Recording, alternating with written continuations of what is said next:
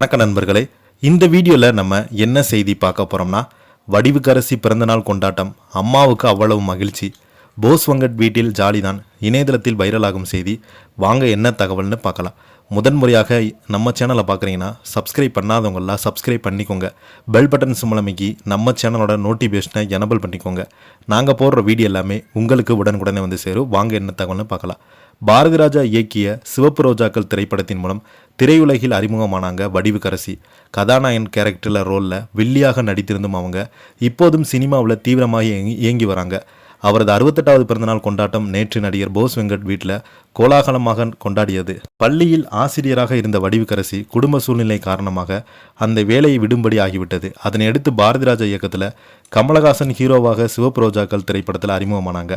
அந்த படத்தில் வரும் இன்டர்வியூ சீன் இப்போது வரை பிரபலமடைந்தது. அதுவும் 90களில் வடிவுக்கரசியை பார்க்க தொடங்கியவர்களுக்கு இப்போதும் பார்ப்பவர்களுக்கு சிவப்பு ரோஜாக்கள் வடிவுக்கரசியாக பார்க்கும் ஆச்சரியம்தான் கிடைக்கும்.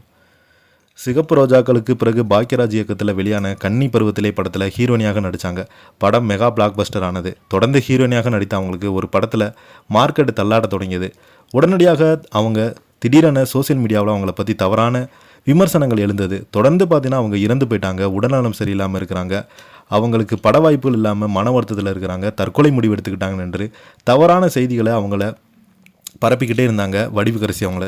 இதனை தொடர்ந்து வில்லியாக எப்படி கலைக்கினாரோ அதே போலாம் பூவெல்லாம் கேட்டுப்பார், படையப்பா என பல திரைப்படங்களில் கேரக்டர் ரோலில் நடித்தாங்க. இப்போது அவங்க பிஸியான நடிகையாக வலம் வந்து கொண்டு இருக்கிறாங்க. கடைசியாக இட்லி கடை, வாவாத்தியாரே, கான்சிட்டி உள்ளிட்ட பல படங்களை நடித்தாங்க. தமிழில் மட்டுமின்றி தெலுங்கு, மலையாளம் மொழிகளில் 70களில் தொடர்ந்து நடித்து வராங்க. இந்த வயதிலும் இவங்க எனர்ஜியோடு இருக்கும் வரை அவங்க பார்த்து பலருமே ஆச்சரியப்படுறாங்க. அவரது குடும்பத்தை பொறுத்தவரை முதல்ல சபாதி என்பவரை திருமணம் செய்து கொண்டாங்க. ஒரு மகளும் இருக்கிறாங்க. ஆனால் கணவருடன் சில விஷயங்கள் ஒத்துப்போகவில்லை என்பதால் அவரை பிரிந்துட்டாங்க. இப்போது தன் மகள் மற்றும் பேத்தியுடன் நிம்மதியாக இருந்து வராங்க.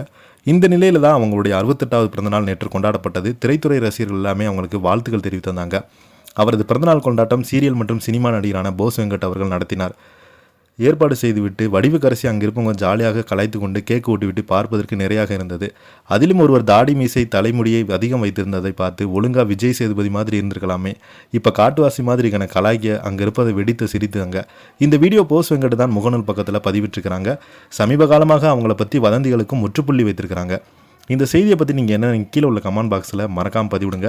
இந்த வீடியோ பிடிச்சிருந்தால் லைக் பண்ணுங்கள், ஷேர் பண்ணுங்கள், கமெண்ட் பண்ணுங்கள். நன்றி.